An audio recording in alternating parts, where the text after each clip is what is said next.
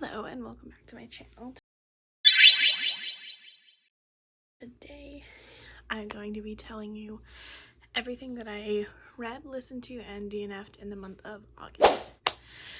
So I'm gonna get started.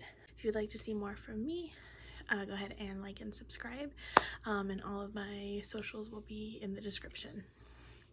So my two DNFs for the month were My Killer Vacation by Tessa Bailey. I DNF'd it because the main character was annoying. That's really all there is to it.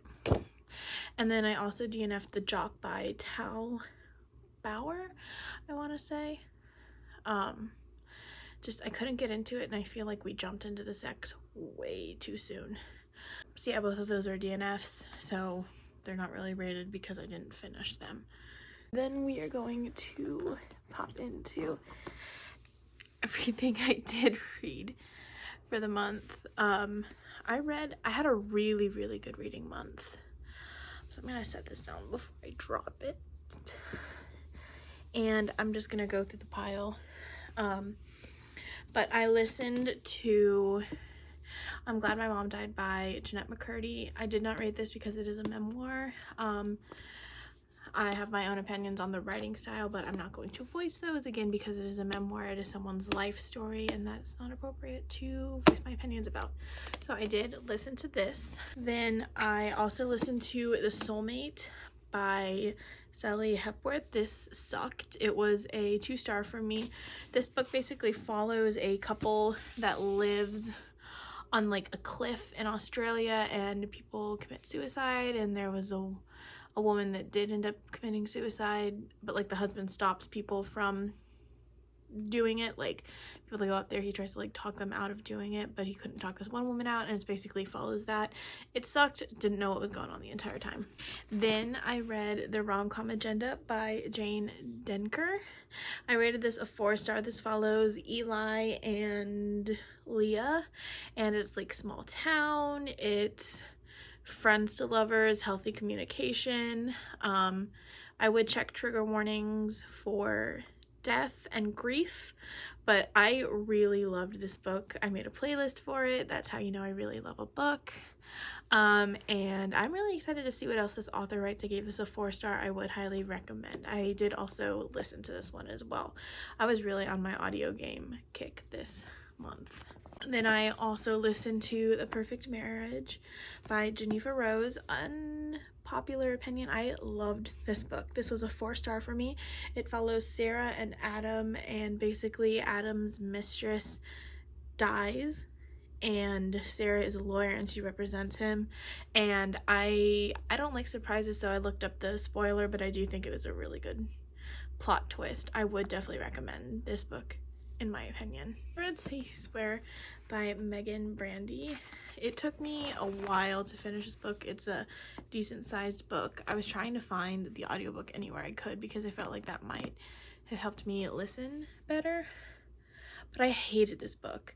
I felt like there was absolutely no connection or like real love, I guess, between Ariana and Noah.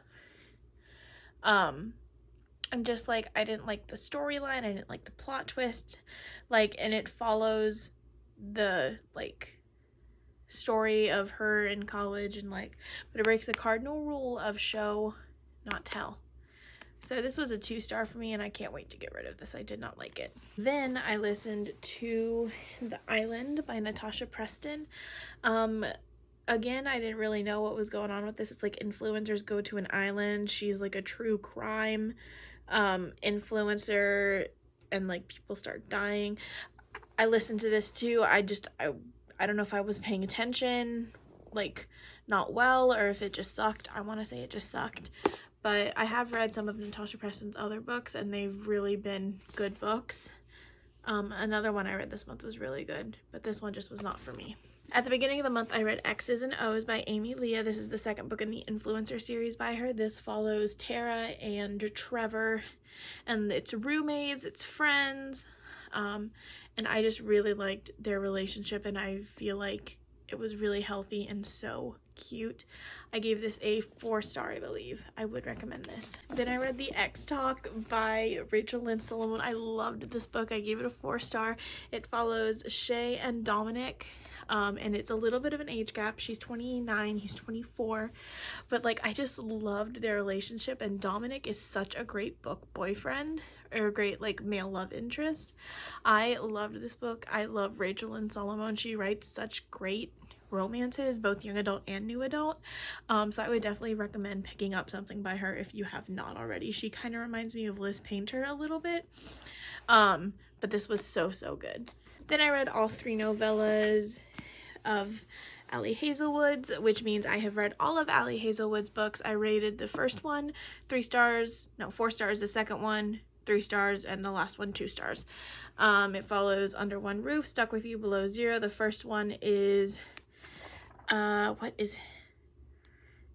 don't know the names, but it follows these characters and they're really cute. I don't know if you can see, but yeah, so I would recommend reading these if you are into Ali Hazelwood. Then I listened to On Earth, We Are Briefly Gorgeous. On Earth, We Are Briefly Gorgeous by Ocean Vuong. This was very beautifully written, but I just didn't feel as much as like I wish I could have. The writing was beautiful. I don't know if it was just me or what, but I don't think it was for me. But definitely check trigger warnings. It basically follows a letter that a young, I believe he's gay or queer, Vietnamese young adult writes to his mother who cannot read, and it is very beautifully written. I would definitely recommend this to you if you're like more into like the literary, very like poetic, flowery kind of writing. I definitely recommend this. Then I read my favorite book of the month and my favorite book of the year, which was The Way I Used to Be by Amber Smith. I am doing a video about where I find a 5-star. I have to just finish that and edit it. But this book follows Eden, who is unfortunately sexually assaulted in her freshman year, and it follows her like journey with grappling with that, and just the commentary is beautiful, the story is beautiful, the love story that's in here between her and another character. He's not the one that assaulted her.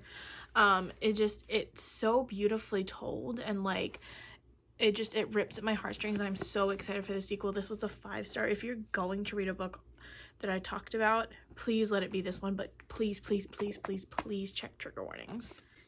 I also read The Cellar by Natasha Preston this month.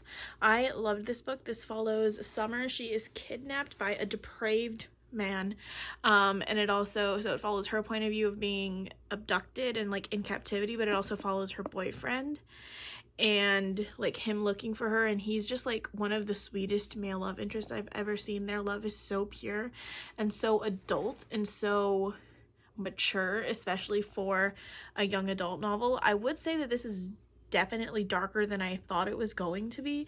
It kind of reminds me of Still Beating by Jennifer Hartman. It follows kind of the same ideas and same themes, but check trigger warnings on this for sure. Please check trigger warnings on this, but 4 stars. And then I read Wrecked by Lauren Asher. This is the 3rd book in the Dirty Air series by Lauren Asher. I gave this 3 stars. It was sad, but it didn't do much for me. It follows Jackson Elena. Check trigger warnings, but it didn't really do much for me.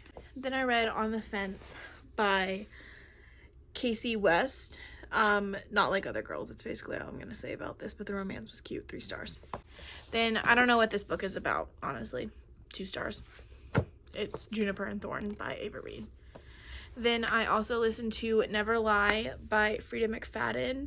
I thought I was going to guess the plot twist. I did not. It follows a man and a woman who are stuck in a snowstorm, and they find their way into an old psychiatrist's house, and they start listening to her tapes because the psychiatrist went missing, and you just unravel the story from there. And I actually did not guess the plot twist, so I gave it a 4-star. And then I listened to Romantic Comedy by Curtis something. I'll put the book up here. I didn't like it. it was basically like falling in love during COVID is like a SNL kind of story, but I didn't like that. So overall I had a really good reading month, I would say. And I can't wait to get reading in September. I've got some great books to read and I'm super excited. So I will see you guys later. Bye.